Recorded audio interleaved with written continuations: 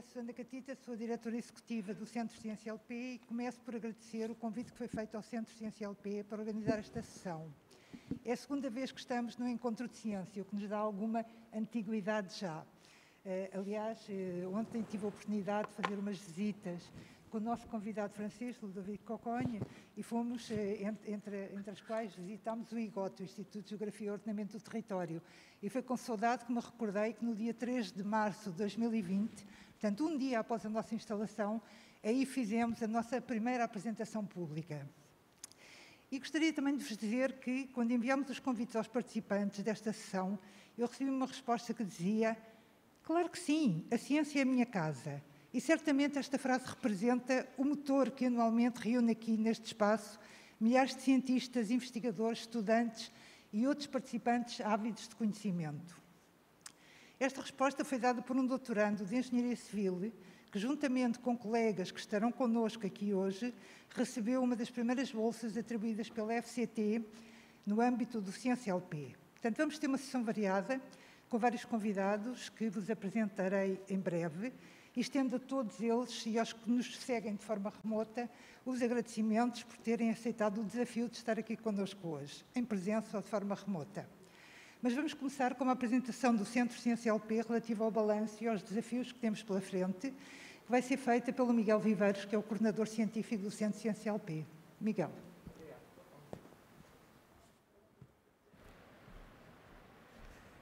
Então, pedia, se fosse possível, a apresentação. Exatamente. Muito obrigado a todos, meus senhores e minhas senhoras. Ciência LP, uma casa de ciência, é um centro sob os auspícios da Unesco e aquilo que venho partilhar convosco hoje é a forma como, apesar de todas as dificuldades que temos sentido nos últimos anos, temos vindo a investir no conhecimento, um balanço e os desafios futuros do Ciência LP. O nosso grande desafio é ampliar a dimensão do que é o investimento em ciência e a capacitação em ciência, o alcance e o impacto que a ciência e o conhecimento científico têm, em particular no contexto dos países africanos de língua portuguesa, num contexto colaborativo, procurando aumentar capacidades, formar e preparar melhor equipas e profissionais qualificados em ciência e tecnologia, dando resposta aos 5 grandes P's dos Objetivos do Desenvolvimento Sustentável. As pessoas, as parcerias, a paz e também a prosperidade. Nisto se revê o Ciência LP. Procuramos estimular e reforçar a formação avançada e o desenvolvimento científico em colaboração com os países que constituem o universo da língua portuguesa, em particular com o foco nos países africanos, tirando partido do que é e do que são já as sinergias que existem nas comunidades académicas e científicas, procurando, obviamente, projetar este trabalho num espaço científico global, com o objetivo último de dar apoio ao desenvolvimento científico dos países de língua portuguesa e outros países africanos, em estreita colaboração com Portugal, no que é o grande chapéu da iniciativa para o conhecimento e desenvolvimento, já com muitos anos em Portugal. O CCLP está instalado no Instituto de Higiene e Medicina Tropical, vizinho aqui do edifício onde decorre esta sessão do Ciência 21. É uma estrutura organizativa muito reduzida, mas que garante e apoia os consórcios das diferentes universidades que promovem os programas de doutoramento e a recepção aos nossos bolseiros de doutoramento e aos outros parceiros envolvidos e assegura também a participação e o acompanhamento ativo em todos os momentos aos estudantes de formação avançada, cientistas e instituições, garantindo aqui o pleno funcionamento das redes académicas e científicas, baseado em acordos e parcerias com o setor público e privado. Temos 4 grandes pilares. Primeiro, focamos na formação avançada e no desenvolvimento científico, acompanhamento permanente dos bolseiros, 80 bolsas de doutoramento atribuídas anualmente, nos diferentes consórcios, aquisição de competências transversais e complementares através de escolas doutorais e diferentes programas de formação transversal, capacitação institucional com ações dirigidas para a capacitação local e envolvimento das instituições académicas locais, reforço das sinergias entre investigadores de forma a capacitar as redes garantindo a cooperação internacional em ciência e tecnologia e a promoção das referidas redes, e ainda parcerias para a política de Open Access, de abertura científica, divulgação científica e valorização do conhecimento. Em particular, promovendo debates científicos e divulgando o acesso aos conteúdos científicos criados no âmbito do Ciência LP. Este é o nosso cronograma, os nossos momentos-chave, o que foi a nossa vida. Instalámos-nos em março de 2020, dias antes do início da declaração pela OMS da pandemia por SARS-CoV-2, Covid-19. Apesar de todas as restrições, iniciámos um processo, um roadshow de divulgação nacional e internacional. Continuámos a promover o nosso trabalho e a aproveitar as nossas redes também para ajudar em iniciativas de apoio aos países africanos no âmbito da Covid-19. Desviámos um bocadinho o foco, mas tivemos uma consequência muito prática, muito objetiva, tirando partido das redes já existentes. Abrimos os concursos de bolsas de doutoramento em engenharias, nos consórcios de engenharia e ciências agrárias. Seguidamente, áreas da saúde e biodiversidade foram constituídos os consórcios. Os primeiros resultados saíram já no início de 2021 e estamos, neste momento, a abrir novos concursos de bolsas de doutoramento. 20 apresentações, mais de 100 reuniões de divulgação, 15 eventos, 50 mil visitas ao nosso website e todos os meses aumenta, porque está a aumentar, obviamente, o interesse na dinâmica do CienciaLP, plena interação dos consórcios, com ligação à FCT, que é a nossa casa-mãe e que nos dá todo o apoio administrativo e processual para resolver todas as dificuldades que, imaginem, um aluno de doutoramento, um bolseiro de doutoramento, nestas circunstâncias, tem para começar a iniciar o seu trabalho de doutoramento em Portugal, ampla divulgação dos concursos, apoio aos candidatos e a concretização do que é o nosso pleno objetivo, a atribuição das bolsas de doutoramento. Tivemos 54 candidaturas elegíveis ao primeiro concurso das engenharias, com a atribuição das 20 primeiras bolsas. No segundo concurso para o consórcio de ciências agrárias, 56 candidaturas submetidas e, felizmente, já com uma grande percentagem delas elegíveis também, uma vez que têm que cumprir os critérios administrativos para a sua elegibilidade. Biodiversidade, o edital está neste momento concretizado e está em fase de elaboração. O segundo concurso das engenharias está em pleno processo de abertura e os novos consórcios, Biodiversidade, Saúde Pública, Ciências da Vida Biomédicas e Ciências do Mar, estão neste momento em diferentes fases de evolução, mas já temos os dois editais de Biodiversidade e de Ciências da Vida praticamente lançados. As parcerias e a consolidação das redes também assenta na atribuição, no reconhecimento do mérito científico, a atribuição das medalhas de mérito REN CienciaLP, que pretende valorizar trabalhos científicos de jovens africanos na área da transição energética, mais 2 bolsas por edição, e aqui com um equilíbrio de género também, para a atribuição do mérito científico relacionado à transição energética, uma parceria com a Rede Energética Nacional, e ainda um programa variado de debates em ciência, numa parceria com o Air Center.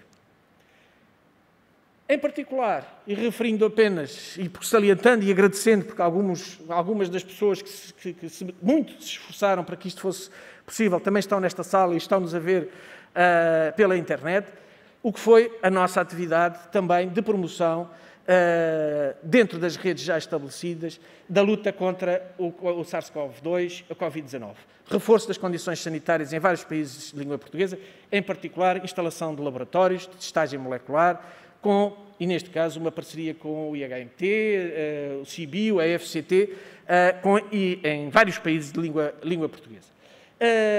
E estamos neste momento também com uma dinâmica muito eficaz com a África do Sul, potenciando o alargamento das redes já instituídas no âmbito da política científica sul-africana, juntamente com os países limítrofes, nomeadamente Moçambique, Cabo Verde e Angola, e Cabo Verde um pouco mais distante.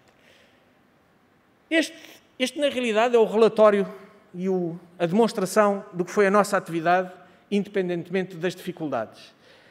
Mas isto é apenas um início de uma etapa, porque aquilo que nós pretendemos continuar, e vai continuar, o nosso horizonte é 2030, continuar a aposta na formação avançada, no estímulo do desenvolvimento científico, no reforço das redes de investigadores, e se há experiência que nós tiramos deste problema que vivemos com a pandemia foi a utilidade das redes já estabelecidas para uma resposta eficaz, e aqui posso testemunhar que nos países de língua portuguesa foi graças às redes já estabelecidas, à capacitação que já existia nessas redes, que em dias, semanas, conseguimos responder, cada país à sua velocidade, cada país com as suas dificuldades, mas respondeu, porque já existia uma base de desenvolvimento, incentiva a partilha de conhecimento, novas parcerias nacionais e internacionais, com o horizonte de 2030. Os desafios atuais e futuros, lançamento dos novos concursos, esperemos que já livres das restrições associadas à pandemia, organizar o Summer School e integrar os primeiros bolseiros em formato presencial, virtual e híbrido aqui em Portugal, alargamento das redes científicas com o envolvimento ativo das instituições de ensino superior nacionais e dos países de língua portuguesa. Um ponto essencial, uniformização e agilização dos procedimentos para os concursos de bolsa de doutoramento. Portanto, nós temos vindo a funcionar como um pequeno departamento académico, tentando resolver todos os problemas e apoiando todas as dificuldades nos diferentes programas doutorais que seguem uma lei uniforme, que é a nossa lei nacional, mas com dificuldades muito particulares e que, obviamente, os nossos alunos se têm que adequar, os nossos bolseiros, com a criação de uma plataforma para candidaturas e simplificação dos processos, numa parceria com a Fundação para a Ciência e Tecnologia e, obviamente, as academias, as universidades.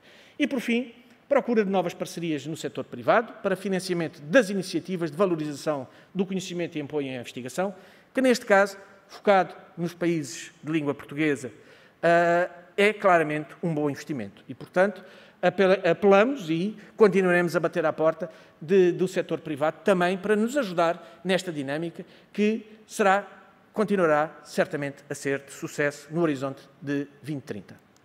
Muito obrigado a todos.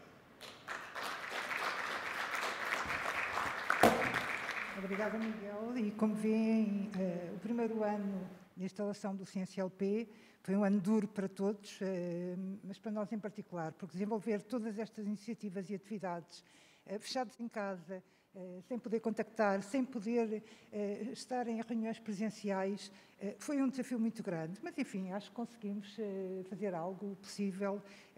Teremos certamente a oportunidade agora no futuro de desenvolver laços de proximidade diferentes daqueles que conseguimos neste ano.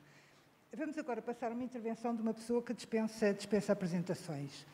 O Nuno Ferrand é talvez o coordenador científico em Portugal com mais experiência em África, de colaboração em África, em particular na África subsaariana. Portanto, o Nuno Ferrand é diretor do Centro de Investigação em Biodiversidade e Recursos Genéticos, o CBio-INBio, bastante conhecido, da Universidade do Porto, e é o coordenador do Consórcio das Escolas de Biodiversidade, que viram agora foi criado no âmbito do CiênciaLP. E, portanto, Nuno, estamos ansiosos por ouvir.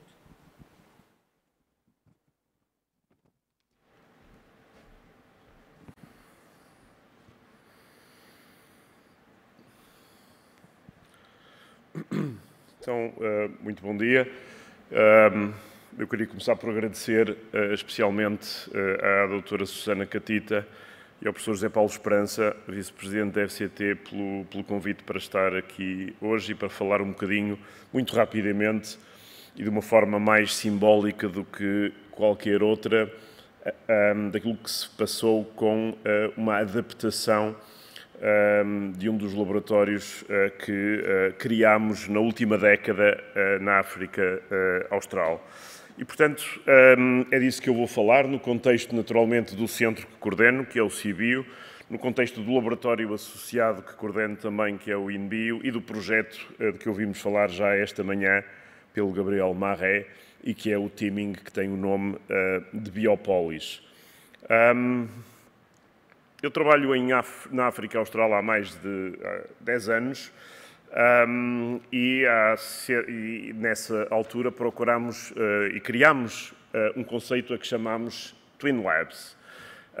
A ideia dos Twin Labs é essencialmente centrada no que é hoje claramente o maior problema no desenvolvimento científico e tecnológico do continente africano, e que é a capacitação das infraestruturas locais. E, portanto, é essa a ideia, foi esse o objetivo da criação destes Twin Labs, e o primeiro foi criado há precisamente 10 anos, na cidade de Lubango, no sul de Angola, entre duas instituições de ensino superior daquela cidade, o ISCED e a Universidade de Mandume, com a Universidade do Porto, através do CIBIO, e depois esse conceito e essa ideia foi-se espalhando para outro país de língua portuguesa, que é Moçambique, e depois também para a Namíbia, para a África do Sul, para o Zimbábue e para o Botsuana.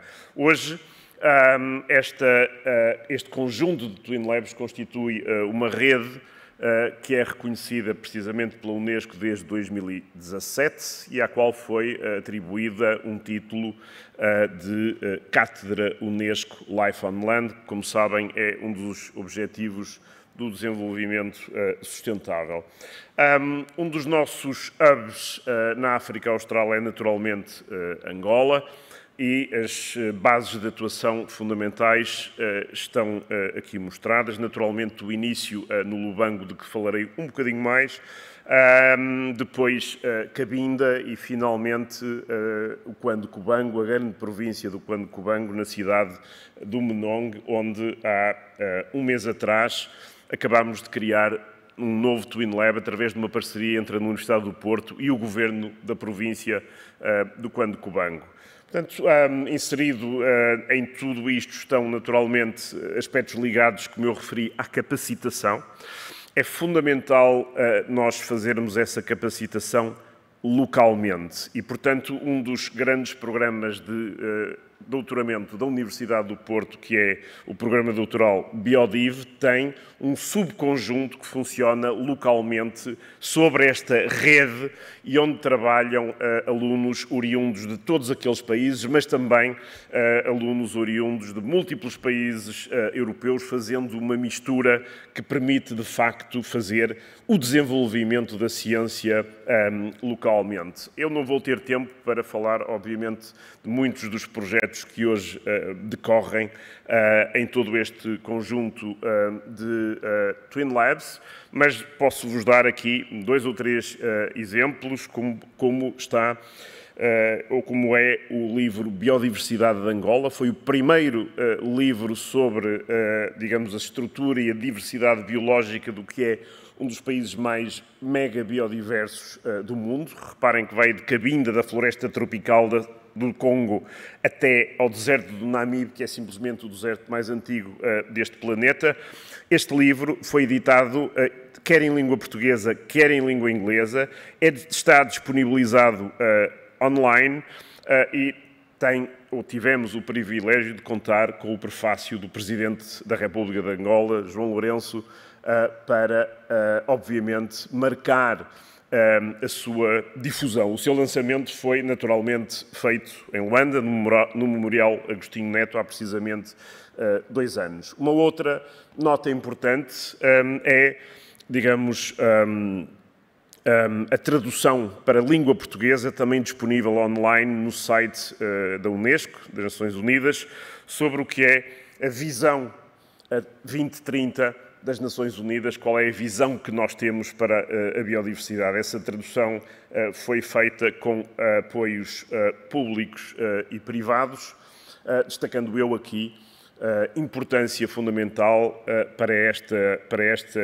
disponibilização destes 2 livros da Fundação Belmiro de Azevedo, que foi fundamental na sua concretização. Depois, um aspecto que é fundamental também ao trabalhar na África Austral é acentuar o contacto entre os países que falam português e os países que falam inglês.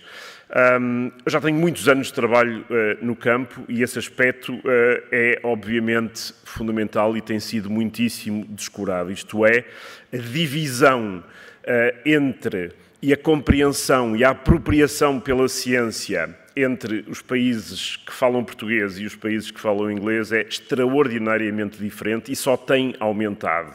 E por isso nós decidimos fazer ou lançar uma revista online em língua portuguesa, que é fundamental para podermos fazer uma maior ligação entre os países lusófonos e os países anglófonos naquela área. Eu queria também notar que deste desenvolvimento e do estabelecimento de uma parceria mais sólida diretamente entre a Universidade do Porto e o Governo Provincial da Huila, na cidade de Lubango, e que foi estabelecida em 2019, foi possível trazer também para este consórcio uma empresa chamada Caminhos de Ferro de Moçambique, e é isto que nós estamos a ver aqui, este belíssimo edifício que vai ser transformado e está a ser estudado e transformado na sede ou no acolhimento do Twin Lab na cidade do Lubango. Esta era a antiga estação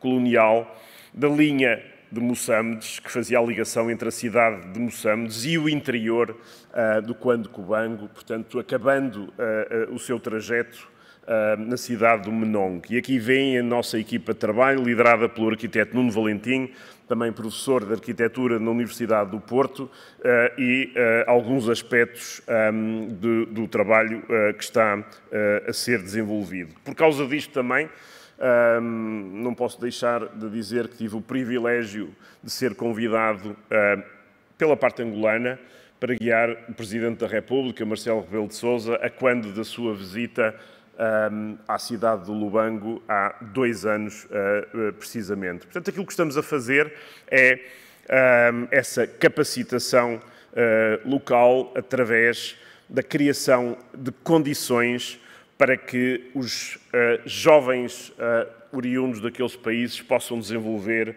os seus programas de investigação, quer ao nível do mestrado, quer ao nível do seu doutoramento localmente. E foi por isso que, apanhados no meio da surpresa que foi a pandemia do Covid, que pudemos, em colaboração com o CiênciaLP e com o Instituto de Higiene e Medicina Tropical, fazer uma mudança naquilo que estava a acontecer na cidade do Lubango e adquirir uma quantidade de equipamento muito especial que pudesse servir neste momento e até quando for preciso para que as instituições locais, e falo da cidade do Lubango e da província da Huila, possam usar esse equipamento, que tinha naturalmente outro destino e que o terá no futuro quando resolvermos definitivamente este problema, mas que pudesse ajudar as instituições locais a fornecer os testes fundamentais para o diagnóstico da Covid naquela região. E aqui uma fotografia que simboliza esse momento no Instituto de Higiene e Medicina Tropical, com a colaboração, a recepção do equipamento, o envio do equipamento para Angola e depois todo o treino subsequente que aconteceu e que continua. Para terminar, eu queria só dar ainda uma nota que foi que fizemos exatamente a mesma coisa para um país de língua inglesa, a Namíbia, e, portanto, fizemos exatamente a capacitação da Universidade da Namíbia com a criação de um laboratório com a mesma capacidade que tem hoje aquela que existe na cidade do Lubango. Muito obrigado.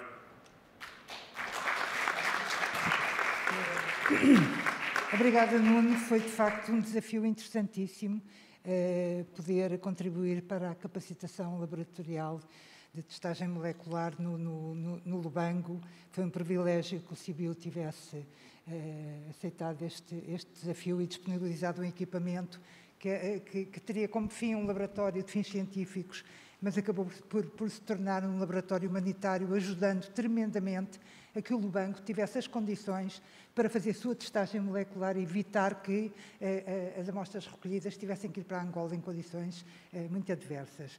Portanto, Nuno, obrigada em nome do CiênciaLP.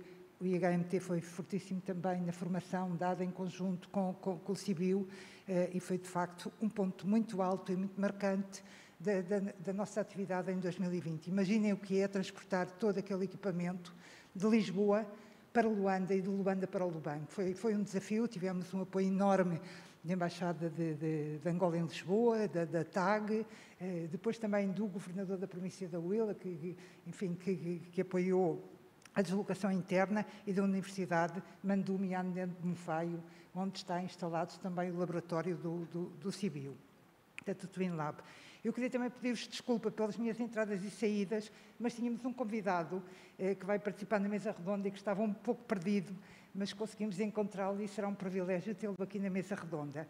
Mas antes disso, vamos ouvir a Rita Campos, que é investigadora do Centro de Estudos Sociais da Universidade de Coimbra, que nos acompanhou num dos nossos debates de ciência em português sobre o Antropoceno e que nos vai falar um pouco da importância da ciência colaborativa para abordar os desafios atuais do planeta.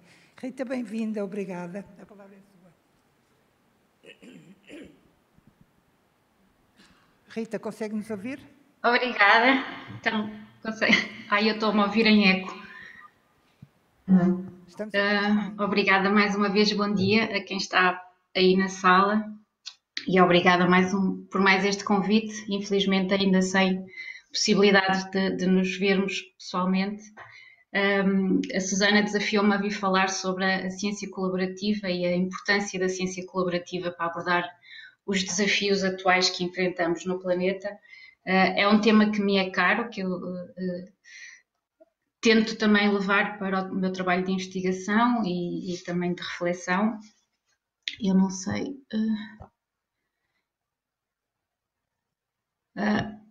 Eu tive há pouco tempo a oportunidade de participar num livro que tentava lançar novas ideias ou novas alternativas para também pensar o debate, os problemas do planeta. Foi muito motivado pela pandemia, mas a verdade é que a pandemia é só uma das faces visíveis destes desafios.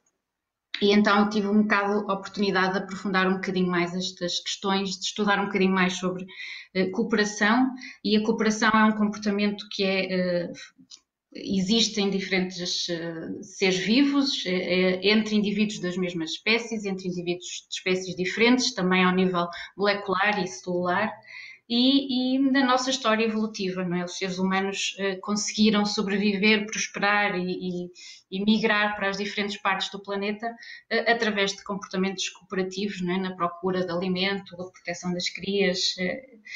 E a verdade é que os estudiosos da cooperação identificam essencialmente 4 formas de cooperação na espécie humana. A chamada cooperação de parentesco entre indivíduos geneticamente aparentados, portanto, da mesma família, o mutualismo, em que há indivíduos com interesses comuns, a cooperação competitiva, mais entre indivíduos que esperam ganhar algo dessa cooperação, mas depois há um quarto mecanismo de cooperação, que é a cooperação recíproca, que se pode estabelecer entre indivíduos que não são aparentados nem que pertencem ao mesmo grupo social. E esta é interessante porque parece ser uma forma de cooperação exclusiva da espécie humana, né? Nós parecemos ser o único ser vivo, a única espécie no planeta que colaboramos sem esperar nada em troca, colaboramos sem conhecer as pessoas com quem colaboramos. E isso pode ser, isso não terá sido essencial no passado, mas poderá ser também fundamental agora no futuro, pensando nos diferentes desafios e ameaças que o planeta enfrenta. Mas a verdade é que há, embora muitas vezes colaboração e cooperação sejam usados como sinónimos, há vários cientistas que defendem a importância de distinguir as duas formas de trabalhar coletivamente, em que a cooperação será mais uma soma das partes para um produto final, portanto o foco estará no resultado final, e há este conjunto de pessoas que confiam umas nas outras, que se respeitam, que trabalham de forma transparente, mas podem trabalhar de forma independente, trazendo as suas diferentes capacidades ou competências para o produto final. Enquanto que na colaboração falamos numa interligação, portanto numa maior interdependência, em que o foco estará mais no processo e não tanto no produto final, e que há uma maior abertura para acomodar diferenças, um maior diálogo, e É um trabalho que exige muito mais confiança entre as pessoas, uma capacidade de acomodar diferenças, diferentes perspectivas, diferentes formas de trabalhar, diferentes linguagens, mas que se torna também um tipo de trabalho coletivo de futuro, de longa duração. E, na verdade, pensando nas inúmeros desafios ambientais e sociais, sendo que muitos dos desafios sociais nascem precisamente dos desafios e das ameaças ambientais que o planeta enfrenta e que se manifestam a diferentes escalas, desde a escala local à escala global, sem qualquer respeito, né, pelas nossas fronteiras geográficas ou políticas, torna-se então muito, muito evidente e muito urgente esta necessidade de trabalhar coletivamente, de forma cooperativa, mas também colaborativa, na procura de novas formas de pensar a vida no planeta Terra e de novas formas que nos ajudem a cuidar e a sustentar a vida na Terra. O planeta Terra é um conjunto de sistemas muito complexos, cada sistema é bastante complexo, a soma dos diferentes sistemas é ainda mais complexo, então precisamos de encontrar maneiras para ver o conjunto, para ver as diferentes realidades que se interligam nestes sistemas. E a ciência é uma forma fundamental para fazer isso. Na ciência não procuramos só estudar e compreender, procuramos também encontrar soluções ou encontrar alternativas para solucionar alguns dos problemas ou então mitigar os seus impactos.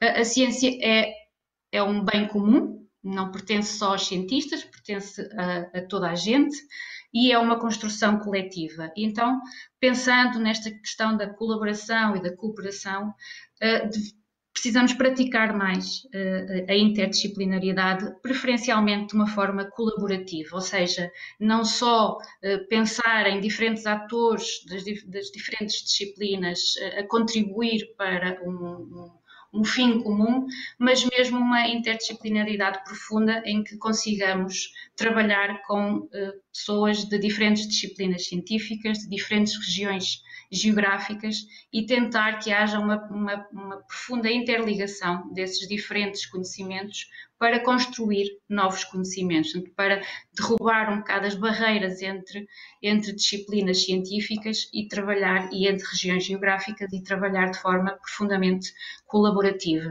Entender que diferentes disciplinas científicas trazem diferentes linguagens, diferentes métodos, diferentes práticas, diferentes maneiras de chegar ao conhecimento e tentar que essas diferentes formas de olhar e de produzir conhecimento se consigam interligar para produzir um novo conhecimento dessa interligação. E a pandemia veio-nos mostrar claramente que precisamos disso, não é? Já havia há uns anos foi lançado o conceito Uma Saúde, que já trazia para o protagonismo esta ideia de que a saúde humana está profundamente dependente da saúde dos restantes animais e da saúde do planeta, já previa um diálogo grande, profundo, entre diferentes disciplinas científicas mais ligadas à vida e à biodiversidade. Mas a pandemia veio, por exemplo, mostrar que precisamos de expandir, de ampliar esse diálogo com outras disciplinas científicas, como, por exemplo, a história ou a economia, mas também com outros atores sociais, como os movimentos mais ativistas, as pequenas associações locais que conhecem as realidades do local. Portanto, além da colaboração e da cooperação entre disciplinas científicas, também precisamos de alargar estes espaços de diálogos democrático e horizontal para diferentes saberes. Eu trabalho no Centro de Estudos Sociais, o diretor emérito, o professor Boaventura Santos, criou um conceito mais alargado que se chama as Epistemologias do Sul e dentro deles tem este conceito de ecologia de saberes, que é, no fundo, um conceito que defende que há uma relação entre justiça social e justiça cognitiva, que o científico não é indissociável do social e, portanto, precisamos de aprender a integrar outros saberes, outras formas de produzir conhecimento e não partir para a procura de soluções ou a definição de políticas pensando que há já uma hierarquia pré-definida entre o conhecimento científico, que à partida terá sempre uma posição de destaque ou de maior poder, e não, é tentar que haja uma maior horizontalidade e que os diferentes conhecimentos ou as diferentes soluções para um determinado problema estejam dependentes do contexto. Portanto, para problemas específicos, vamos procurar que conhecimentos é que estão em jogo e qual será o que se adequa melhor. Não partir logo da ideia de que será o conhecimento científico, sendo que uma verdadeira ecologia de saberes traz este novo conhecimento construído no encontro entre o que é o conhecimento científico produzido na academia ou dentro da ciência e o que é produzido na sociedade pelas pessoas. E, portanto, num verdadeiro diálogo colaborativo e aproximando aqui na ideia da ciência cidadã, portanto, a ciência que se faz com os cidadãos, vamos também procurar, e isto já é um projeto que está embrionário com alguns colegas do SES, tentar envolver mais as pessoas, portanto, praticar esta ciência social cidadã envolvida, sendo que o envolvido vem do inglês engaged, que em português nunca fica tão bem, mas no fundo é tentar que as pessoas tragam não só os seus conhecimentos, mas que possam participar ativamente no processo científico, portanto, que ajudem, que sejam parte integrante da investigação, quer desde a colocação das questões a investigar até ao desenho e à implementação e à interpretação dos resultados. Nada disto é fácil, implica por exemplo, uma perda de eventuais posições de poder, mas pode ser bastante poderoso para conseguirmos não só compreender realmente o que está em jogo nas diferentes situações e embora seja muito difícil atacar, não é? Tentar encontrar soluções globais, podemos trabalhar com realidades locais e conhecemos melhor as realidades locais se trabalharmos com as pessoas. Portanto, se houver um envolvimento bidirecional das pessoas ou dos cidadãos com a ciência, mas também da ciência e dos cientistas com as pessoas. E era isto. Obrigada. Rita, muito obrigada. É sempre interessante e pedagógico ouvir este tipo de abordagens que nos mostram cooperação, colaboração internacional, isto está tudo ligado, mas falamos pouco sobre isso, não é? Todos queremos fazer cooperação, mas depois não sabemos muitas vezes como fazer cooperação. E cooperação é também estar com outros países, e como a França é o país convidado, e gostaríamos de ter também uma presença na nossa ciência, na nossa sessão do Centro de Ciência LP, tivemos a oportunidade de poder ter connosco Ludovic Cocogne, que é o diretor de Relações Internacionais do Institut de la Recherche pour le Développement, IRD, e que nos vai falar um pouco sobre as sinergias colaborativas luso-francófonas que podemos desenvolver conjuntamente, focadas no reforço da ciência em África. Ludovic, merci d'être venu et la parole est à vous. Merci Susanna. Chers collègues, chers amis, chers traducteurs également, qui va participer, je pense, à mon confort dans cette présentation. Je suis évidemment particulièrement ravi d'être avec vous aujourd'hui parce que, comme ça a été évoqué, un événement qui parle de science et de coopération, c'est un événement où l'IRD se trouve chez lui. L'Institut de recherche pour le développement est un institut public de recherche qui est sous la double tutelle du ministère de la Recherche, de l'Enseignement supérieur, mais aussi du ministère de l'Europe et des Affaires étrangères. Si je reviens sur cette composante organique, c'est parce qu'elle montre qui nous sommes, ce que nous faisons, c'est-à-dire c'est clairement un établissement scientifique, composé majoritairement de chercheurs, un peu plus d'1 millier de chercheurs répartis dans environ 75 unités de recherche.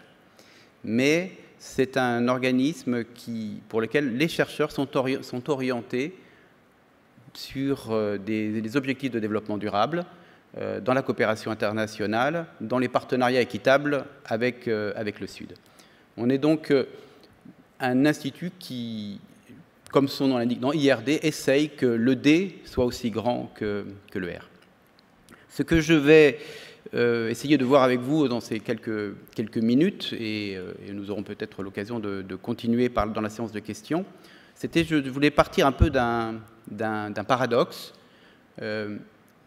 qui était de la relative faible coopération qui peut exister, notamment au Sud, entre la France et le Portugal, alors que tout nous y amène. C'est-à-dire, on a quelques projets, on a quelques belles réalisations, on a monté des projets ensemble, mais mon intuition, et qui s'est confortée lors de cette mission, donc je suis là depuis 2 jours, j'ai rencontré un ensemble de partenaires, un ensemble d'acteurs du monde de la science et de la recherche, c'est que nous avons ici tout le potentiel pour faire beaucoup plus, et c'est ce que je voudrais essayer peut-être de vous montrer, de vous convaincre en tout cas que nous avons devant nous un beau chemin de coopération. Pour coopérer, il me semble que il y a 4 grands objectifs, 4 grands besoins pour arriver à coopérer de manière efficace. Le premier, c'est évidemment des champs d'action, des domaines, des terrains qui soient communs. Pour alimenter cela, je peux vous dire, donc, je vais rapidement passer sur les 5 départements scientifiques qui composent l'IRD, là où sont répartis notre millier de chercheurs du Nord, mais aussi, c'est autour de ces 5 départements scientifiques que sont structurées nos actions sur le terrain, et sur lequel je verrai dans la deuxième phase. Le premier des départements scientifiques est celui de la dynamique interne de la surface des continents, c'est tout ce que sont les géosciences. Donc les géosciences qui peuvent aller à la fois sur le cycle de l'eau, sur le sujet climatique, sur les volcans, sur les différents risques sismiques, etc. Donc toute cette partie, je voudrais montrer que l'IRD est un établissement pluridisciplinaire, multidisciplinaire, qui va des géosciences jusqu'aux sciences sociales, en passant donc par toute une variété d'autres sciences naturelles, et qui essaie de travailler en interdisciplinarité, en faisant travailler ensemble des scientifiques d'horizons, de disciplines différentes, au service des objectifs globaux, des défis de la planète, notamment donc des objectifs de développement durable. Deuxième département, le département donc océan, qui évoque à la fois les questions des mers, des différents écosystèmes, des différentes évolutions, des différentes pollutions.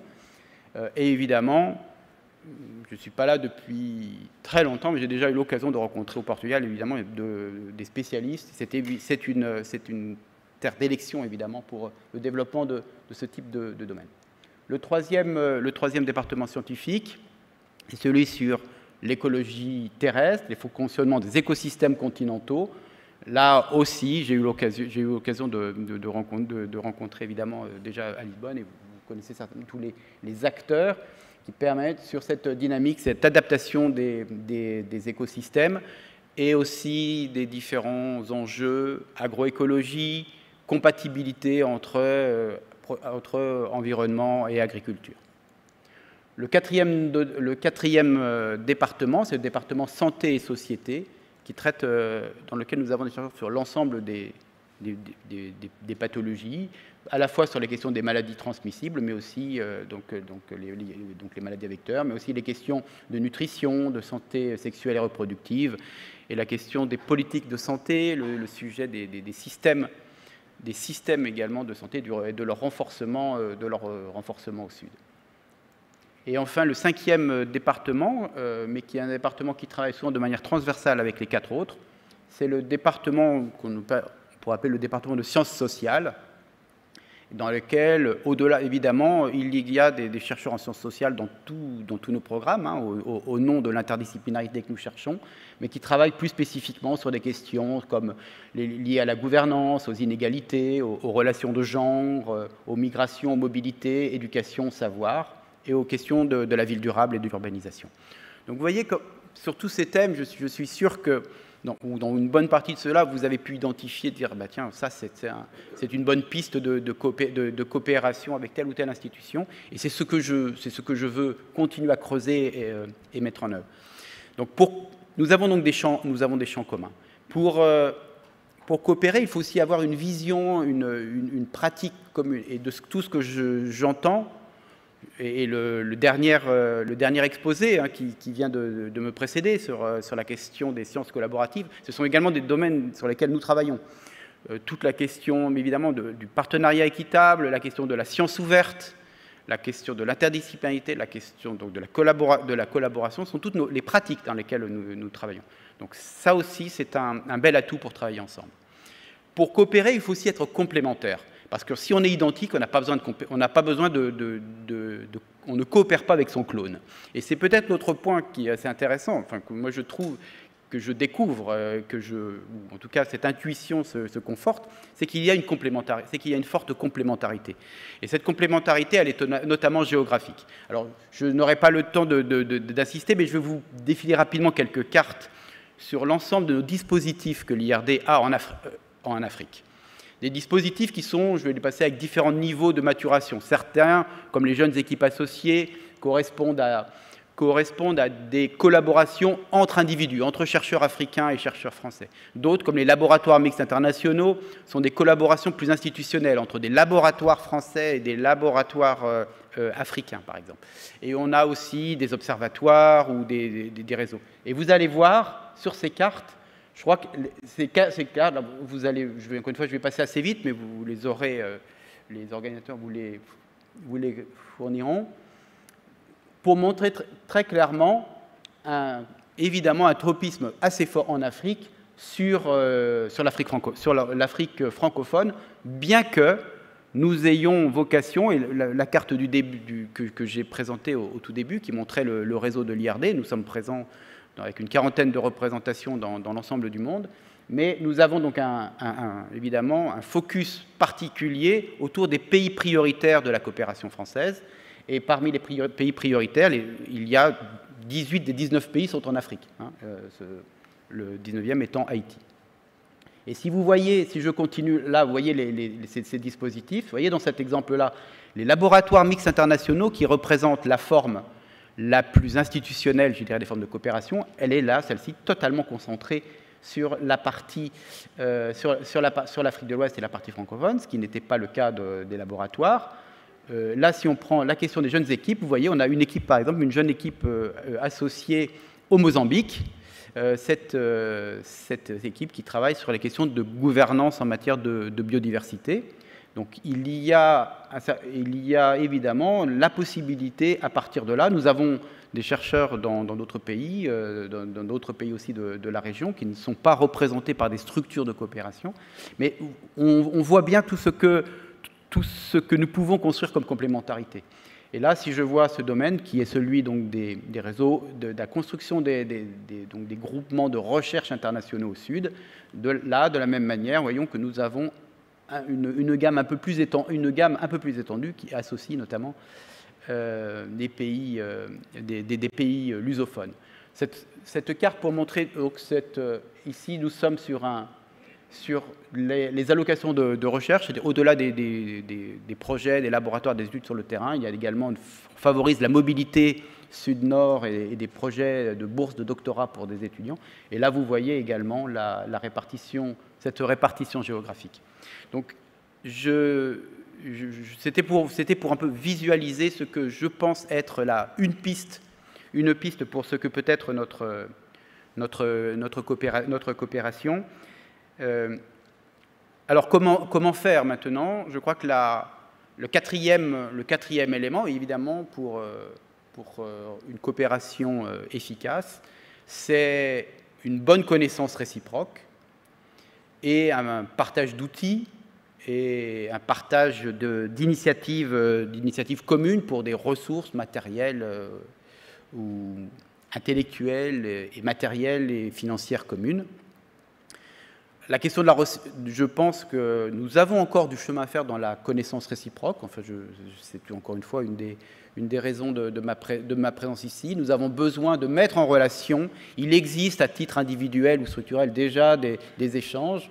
Nous avons déjà beaucoup de chercheurs qui, évidemment, ont conduit des études avec des institutions, avec des chercheurs français. On doit travailler, améliorer la connaissance, créer des réseaux, des points de contact, des veilles communes, des échanges, que ce soit sur les événements, sur les réponses communes à des appels d'offres, parce que la question des financements revient souvent, évidemment, notamment lorsqu'on veut mener des programmes ambitieux. Monter ensemble des projets, des appels d'offres, aller sur le terrain, travailler ensemble sur le plaidoyer. Je pense qu'on doit travailler évidemment sur l'ensemble de ce continuum, le continuum recherche, formation, enseignement, innovation, mais aussi le continuum avec la société civile, avec les politiques publiques, autour de ce décloisonnement que nous appelons de nos voeux au sens de la science de la durabilité.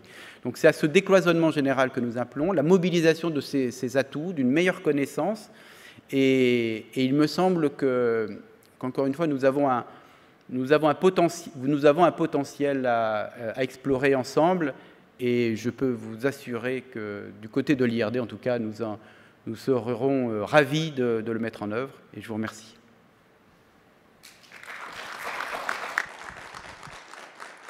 Merci bien, Ludovic, c'était très intéressant e on doit travailler ensemble.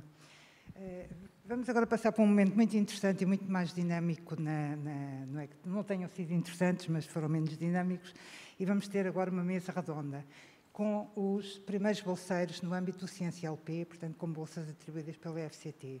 E temos connosco o Diogo Pascoal, que andou perdido à procura aqui do Centro de Congressos, mas finalmente se conseguiu juntar a nós, felizmente. O Diogo Pascoal é de Angola, foi o autor daquela frase que eu vos disse no início: a ciência é a minha casa, a ciência é a casa de todos nós. Bem-vindo, Diogo. Temos connosco também, já estou a vê-los, Elcelina Silva, cabo-verdiana, também chegou ontem a Portugal, bem-vinda. Temos o Admir Tavares e o Idilson Nyamag, também o vejo. Portanto, o Idilson é moçambicano e o Admir é cabo-verdiano. São todos estudantes de engenharia, 3 de engenharia civil, e a Elcelina é de engenharia informática. Portanto, a Elcelina irá para o Instituto Superior Técnico com o Diogo, em áreas diferentes. O Idilson fará o doutoramento em engenharia civil na Faculdade de Engenharia da Universidade do Porto e o Admir vai fazer o doutoramento em Engenharia Civil, mas na Universidade do Minho. Portanto, distantes, mas vamos fazer com que fiquem juntos e que fiquem juntos neste grande projeto. E eu começo por vos lançar um desafio. Vamos falar dos vossos projetos de investigação, mas lanço-vos um desafio. O controverso educador e filósofo brasileiro Paulo Freire deixou-nos a seguinte ideia: a educação não transforma o mundo, a educação muda as pessoas e as pessoas transformam o mundo. Portanto, era um pouco aquilo que eu gostava que me dissessem cada um em 2 minutos. Como é que pensam que a formação avançada que vão fazer agora no âmbito desta bolsa de doutoramento vos vai mudar e vos vai ajudar a poder contribuir para transformar o mundo?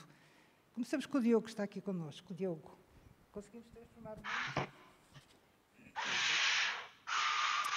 Antes, obrigado pelo convite. É um prazer estar cá, poder partilhar a visão e as expectativas que tenho em relação ao trabalho por desenvolver. A minha área de investigação, que na verdade já começou há algum tempo, precisa agora entrar numa fase de maior dinâmica, que é sobre o Building Information Modeling, que é o BIM.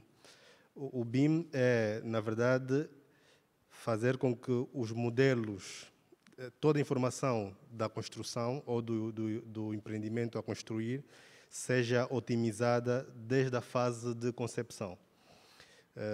Concepção, projeto, execução e depois na fase na sua exploração. O BIM quer, com isso, trazer maior eficiência e maior eficácia na forma como se geram os recursos. E o paradoxo, os recursos e necessidades serão cada vez mais prementes ou cada vez mais exigentes no mundo em que vivemos. Vamos ter cada vez menos recursos e mais necessidades para atender. Daí que surge a necessidade de adotar as boas práticas que já existem, como, por exemplo, na indústria automóvel, onde toda a gestão, todo o processo de fabricação está otimizado.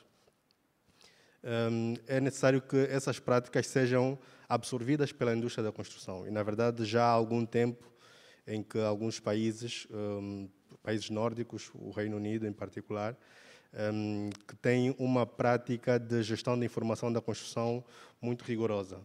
Tanto é que essa prática agora, há grupos de trabalho a nível da União Europeia e aqui a nível de Portugal, a CT 197, que é a Comissão Técnica de Normalização BIM, que tem como objetivo implementar e acelerar esses processos na construção. Onde é que se enquadra isso e onde é que, com isso, vamos agora ao meu objetivo? Conforme foi muito bem dito na palestra que fez agora a doutora das Ciências Sociais, exatamente, a doutora Rita Campos, nós temos cada vez mais necessidade de adotar processos colaborativos, não apenas cooperativos, mas colaborativos. E a palavra colaborativos é um dos focos do BIM.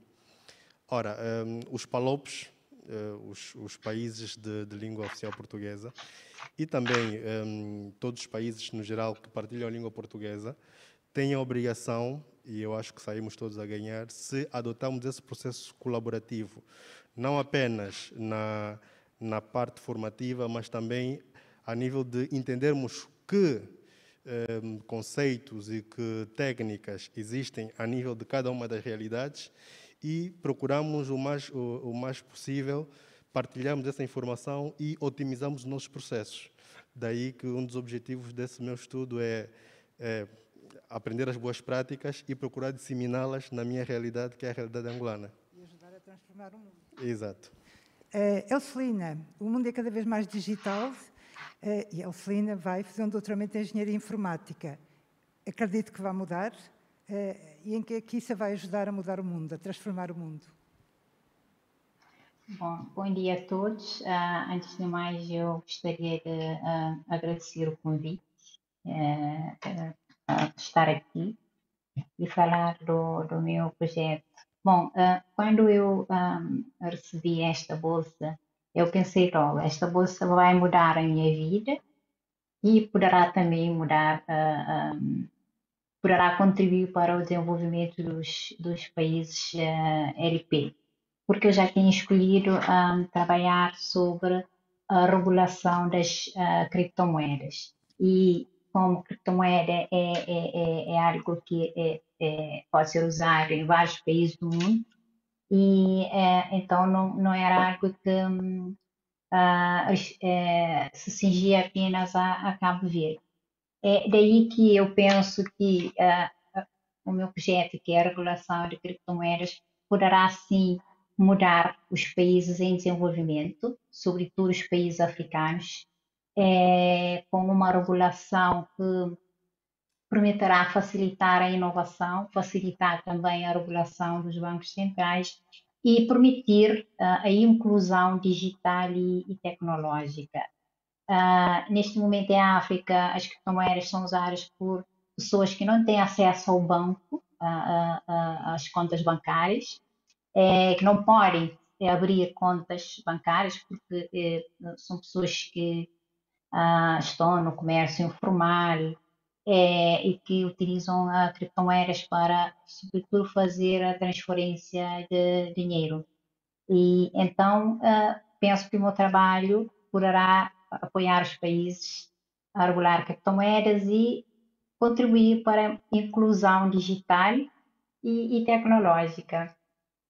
Obrigada. Eu senti feliz em ter esta bolsa também, porque criei uma iniciativa que é o Women in Tech em Cabo Verde e pronto, penso em promover mulheres na ciência ao longo desses 4 anos. Vamos trabalhar em conjunto para isso. Vocês não estarão sozinhos e haverá muitas atividades que vos vão acompanhar e também vos permitir adquirir competências transversais. Vamos trabalhar em conjunto para isso. E Dilson, vai mudar Moçambique, vai transformar o mundo? Eu penso que está com o microfone desligado.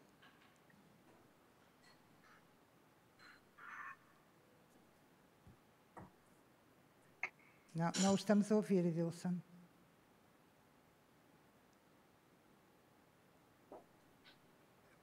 Vamos ver se a Regina nos pode ajudar.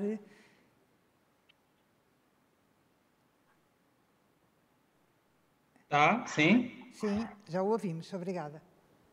Ok, obrigado. Sim, dizia que acredito que sim, que vamos conseguir mudar Moçambique e o mundo em geral. Vamos, talvez, digamos, conseguir ter manutenções mais eficientes em pontes em particular. O meu tema, o meu projeto de pesquisa está relacionado com a identificação de dano em estrutura, mas não só uma identificação, assim, digamos, simples, é integrar o conceito de gêmeos digital à identificação de dano. Tanto tem havido muito trabalho, muita pesquisa na área de identificação de dano que se enquadra nas inspeções, mas aí há uma grande questão. Portanto, se, por exemplo, é uma estrutura em que a gente faz uma inspeção visual, tudo bem, vamos conseguir ver tanto o dano, a patologia, mas se o dano, por exemplo, estiver dentro da estrutura, neste caso, aí a gente já não consegue. Por outro lado, há metodologias também de modelos numéricos que conseguimos também identificar o dano, mas já não conseguimos ver. A integração do conceito de gêmeos digitais visa, neste caso, associar estas limitações, essas dificuldades, que é para permitir uma monitorização mais eficiente, ou seja, conseguir-se fazer uma monitoria em tempo real. Então, este digamos, o grande desafio, que é associar o conceito atual de gêmeos digital à identificação de dano em estruturas, no caso particular das pontes. Para Moçambique, concretamente, prevê-se um grande investimento na área de infraestruturas de transporte, ou neste caso de ferrovias, que visa ligar o ponto sul a ponto norte. E essa questão de inspeção de infraestruturas tanto tem sido um grande problema. Então, lançar-me nesse desafio acho que ajudará a mudar tanto esse problema. Obrigada. Admir, falta-nos ouvir também a sua opinião sobre a frase, concordo ou não, mas acredito que tenha muita vontade de ajudar a transformar o mundo. Sem dúvida. Antes de mais, bom dia aqui ainda, e obrigado a todos. Obrigado já agora pelo convite. Sim, o meu tema do projeto tese é gestão de obras públicas em Cabo Verde na ótica do promotor, ou seja, na ótica do dono da obra. Porquê? Porque um estudo do Banco Mundial e também uma sessão parlamentar de inquérito de obras públicas em Cabo Verde concluiu que há problemas sérios de ineficiências de gestão de obras públicas em Cabo Verde, né? Com perda significados do investimento público, digamos assim. Neste sentido, acredito que um doutoramento, fazer uma tese, uma oportunidade única de estudar de uma forma profunda um problema e encontrar soluções, não é? Aquela que for a melhor solução e testar e validar. Neste sentido, então, queremos desenvolver um modelo de gestão de obras públicas que permita contrariar essas ineficiências, não é? E de forma que, sabendo que hoje em dia, como disse o colega, não é? Temos cada vez menos recursos, ainda por cima Cabo Verde um país que é um país com parcos recursos, com muito para fazer, então tem que sabermos usar o pouco que temos, o pouco financiamento externo que conseguimos de uma forma mais eficiente de atingir os nossos objetivos. Então, a gente quer desenvolver este modelo para contrariar as ineficiências existentes, de forma que o dono da obra consiga controlar um empreendimento desde a fase de concessão até a fase de utilização de vida útil, que normalmente é uma fase que não é tida em conta na fase de concessão, não é? Mas tem um custo enorme que é, sobretudo, manutenção, que também vai de encontro com a inspeção que o colega Edilson quer fazer no seu tempo. Inspeção pressupõe-se manutenção, não é? E é isso. Tá bem. Okay. Obrigada, Admir. Vocês, de certa maneira, já nos falaram um bocadinho sobre os vossos trabalhos de investigação no âmbito do doutoramento, mas gostava agora que nos dissessem um dos objetivos do CiênciaLP é que isto não seja um trabalho unívoco. Vocês virem para cá, receberem a formação e depois, eventualmente, regressam. E, portanto, o que se preconiza aqui é que haja uma ligação muito forte com as vossas instituições de origem, com os países de origem e, portanto, trabalhar aqui a colaboração no sentido em que a Rita nos transmitiu. Nós queremos muito estar envolvidos em todo este processo, convosco, com as instituições de origem e com as instituições onde aqui vão receber a vossa formação. Como é que acham que devemos conduzir esse processo? Ajudem-nos a conduzir esse processo. Como é que veem que o CiênciaLP pode, no fundo, aqui intermediar a ligação entre as instituições nacionais aqui em Portugal, onde vão receber formação, mas também com as vossas instituições de origem e com as realidades locais que têm nos vossos países? Podemos seguir a mesma ordem, talvez. Diogo, como é que nos vai ajudar? Acho que as boas práticas devem ser seguidas e otimizadas, né? Existem já, por exemplo, algumas iniciativas de alguns congressos de disseminação do conhecimento e fruto das quais depois surgem grupos de trabalho intenso. Por exemplo, há o Congresso Luso-Brasileiro de Engenharia, que se realiza pelo menos antes do Covid, acho que realizava-se com uma periodicidade de bianual, de 2 em 2 anos. À semelhança dessas iniciativas, por exemplo, não existe, se estiver errado, uma espécie de congresso dos palopes de língua, dos palopes de engenharia, por exemplo, no caso da engenharia civil. Acho que são oportunidades que a CiênciaLP pode ter e estimular junto do consórcio das escolas de engenharia, que eu acho que é uma iniciativa, foi uma iniciativa fundamental para esse tipo de promoção. E daí vão naturalmente nesses congressos há trocas de ideias, há pares que se encontram, que estão fazendo trabalhos similares e daí surgem várias pontes. Eu acho que a criação ou a identificação desse tipo de congressos, desse tipo de iniciativa conjunta de investigação vai fomentar, quer a nível das escolas de engenharia, quer a nível dos profissionais, outro tipo de dinâmicas e nós, se for, esperamos que seja na vigência desse nosso período de bolsa, vamos ter todo o prazer em servir de ponte ou ajudar a identificar nos nossos países de origem os potenciais, porque há muitos profissionais como nós com muito potencial de investigação, muito potencial técnico, mas que fruto da falta de oportunidades ou até a falta de informação disponível, pelo menos oficialmente às vezes, acabam por viver isolados e precisam dessa ligação que o CiênciaLP pode ajudar a estimular.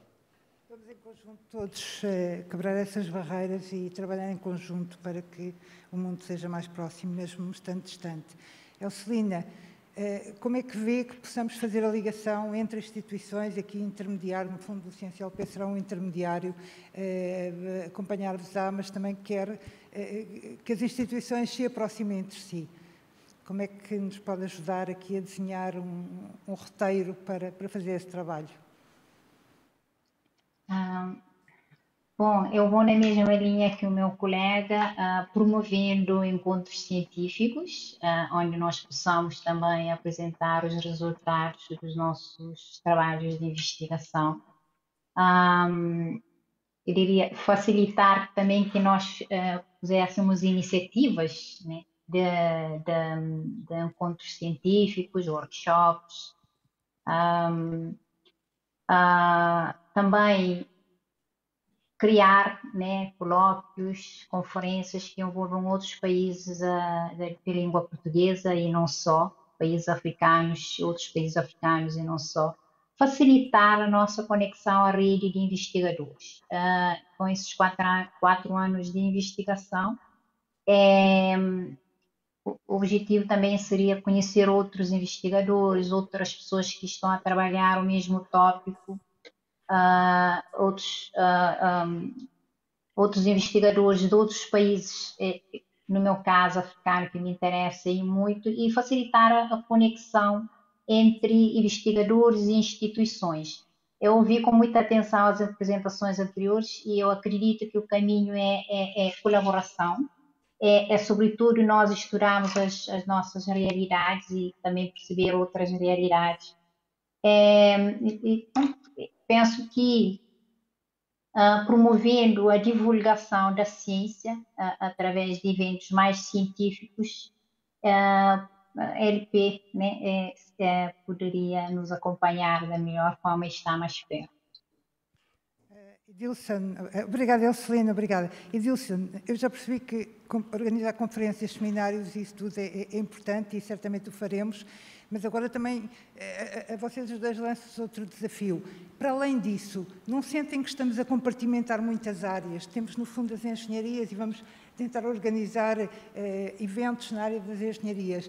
Mas, no fundo, vamos ter aqui uma série de áreas científicas trabalhadas pelo CNCLP, as engenharias, ciências agrárias, biodiversidade, na área da saúde, a saúde pública, as ciências da vida e biomédicas e também as ciências do mar. E nós não podemos ter uma ciência compartimentada, não podemos ser um engenheiro só engenheiro. Vimos com a Rita a necessidade da colaboração, a necessidade da transversalidade. A Rita é bióloga, mas é uma cientista social, tem feito muita ciência social, a ciência cidadã, e, portanto, como é que vocês reorientam um bocadinho a pergunta? Como é que podemos fazer a ponte entre instituições portuguesas e dos vossos países, tendo em conta esta transversabilidade das áreas científicas? Esta é mais difícil. Edilson, que visão tem para isto? Pois é mais difícil, sim, porque de fato eu acho que até os laços já existem, portanto,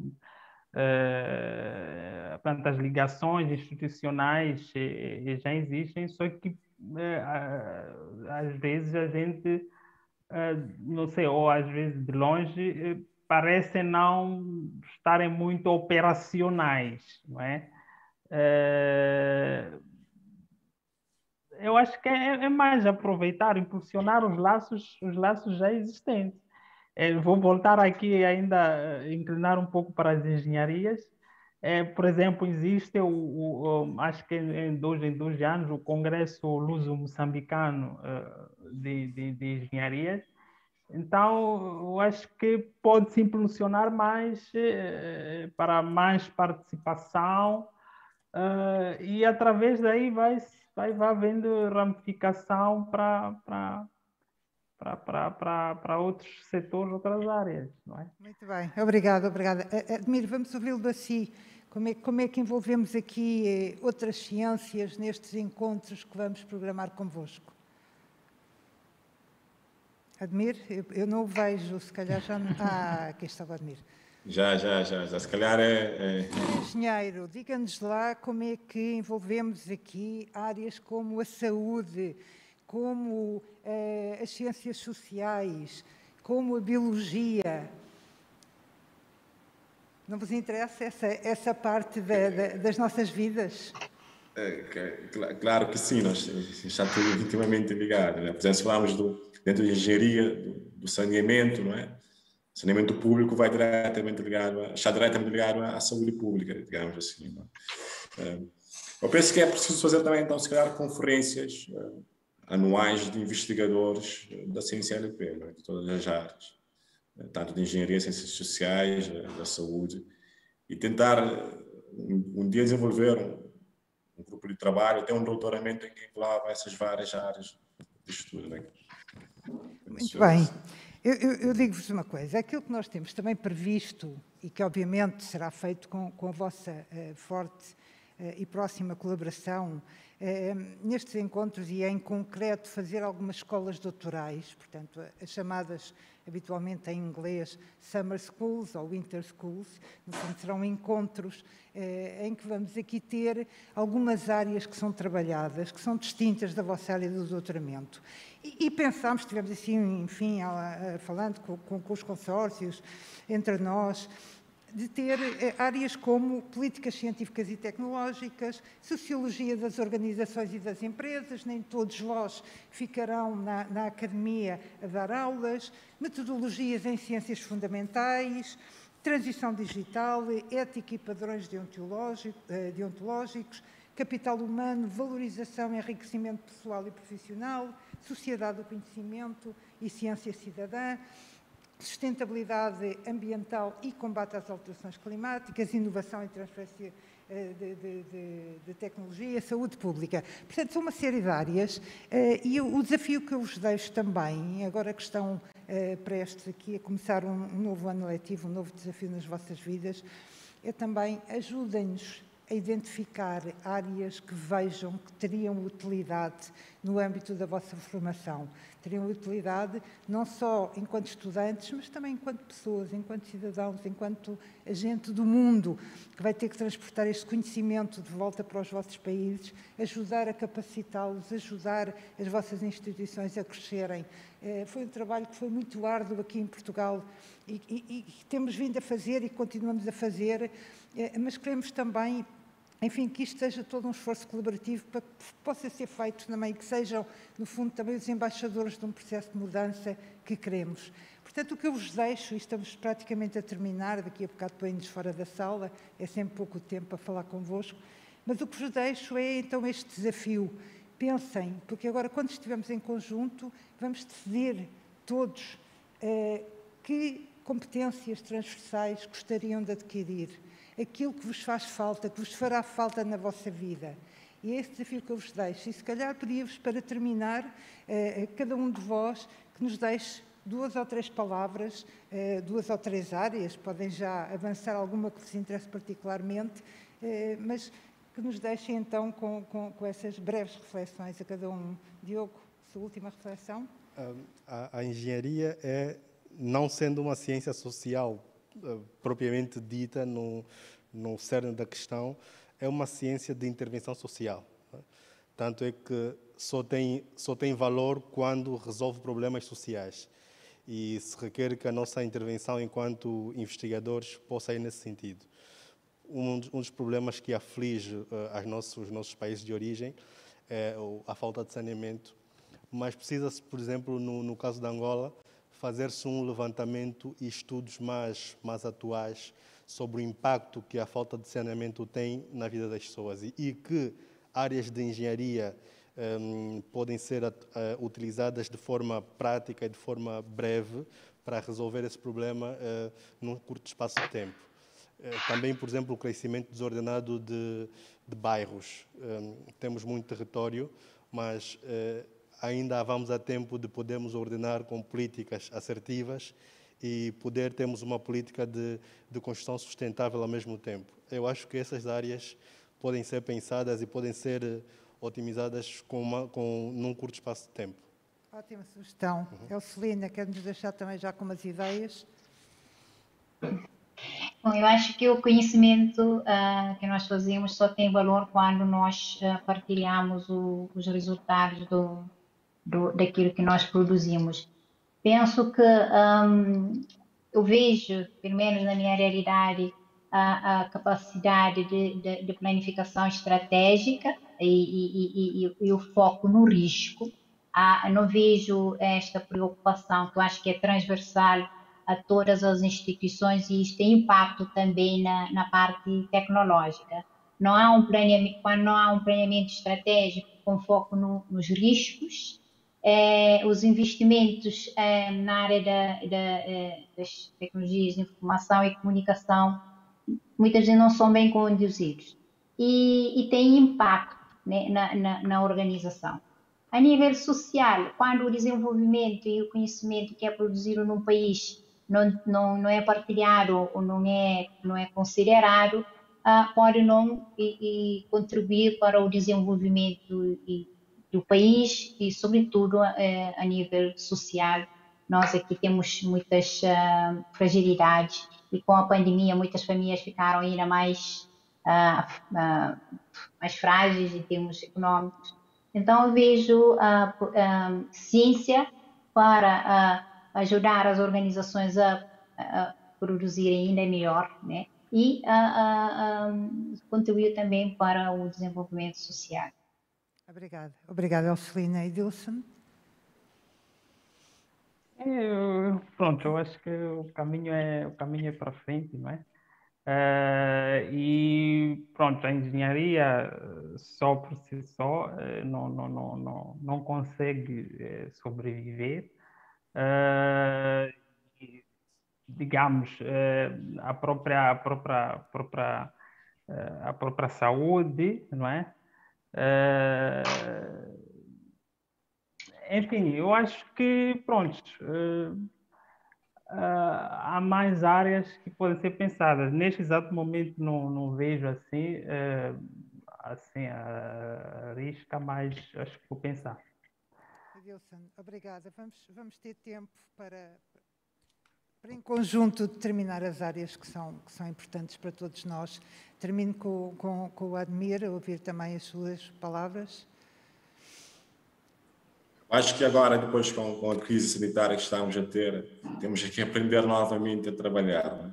Trabalhar em equipa ou trabalhar sozinhos, porque nunca vai ser igual ao passado. Então, para ganhar competências de trabalhar no novo normal que o mundo já está a conhecer a partir da chegada do Covid-19. Vamos ter a oportunidade para falar muito sobre isto, certamente. Vocês terão 4 anos pela frente, estaremos sempre convosco. Aliás, das pessoas que estão aqui também, o coordenador científico do CienciaLP, o Nuno Ferran, também coordenador do Consórcio das Ciências de Biodiversidade, mas muito ativo nas várias áreas, e porque não fazemos nada isoladamente, haverá certamente aqui uma grande interligação com os estudantes que estão nos doutoramentos do CienciaLP nas outras áreas científicas. Vamos aprender todos muito, com todos, quer na área da saúde, quer na área da biodiversidade, quer nas engenharias, quer nas agrárias. Nós precisamos de saber um bocadinho de tudo e ser especialistas na nossa área. E, portanto, neste sentido, eu agradeço-vos muito, desejo-vos imensa sorte, não estarão sozinhos, estaremos convosco. Vamos falar muito. Agradeço também muito aos nossos convidados, à Rita Campos, com a sua visão sempre muito otimista deste mundo em que as coisas são feitas para as pessoas, a ciência é feita para as pessoas, e é bom que os cientistas tenham sempre isto presente, senão a ciência não tem sentido, se não for feita para as pessoas e a pensar nas pessoas e no impacto que terá nas pessoas. Agradeço muito ao Nuno, é um parceiro excelente do CienciaLP, contaremos sempre com o CIBio e contaremos sempre com o Consórcio das Ciências da Biodiversidade para nos enriquecer. Aproveito para vos dizer, aqui na sala também temos ali uma pessoa escondida, muito discreta, mas que é o coordenador do novo Consórcio das Ciências da Vida e Biomédica, do professor Luís Taborda Barata, que nos vai honrar também com uma colaboração muito estreita nesta área científica em conjunto com os outros consórcios. Por fim, mas não menos importante, merci Ludovic, c'était très important de vous entendre et certainement on va travailler ensemble en Afrique, ailleurs. La collaboration c'est comme ça, le monde est global et on est tous ensemble. Obrigada a todos também por terem assistido e terem tido a paciência de estar esta hora e meia connosco. É sempre bom estar convosco, é sempre bom falar de ciência e o CienciaLP está aqui para isso. Obrigada a todos.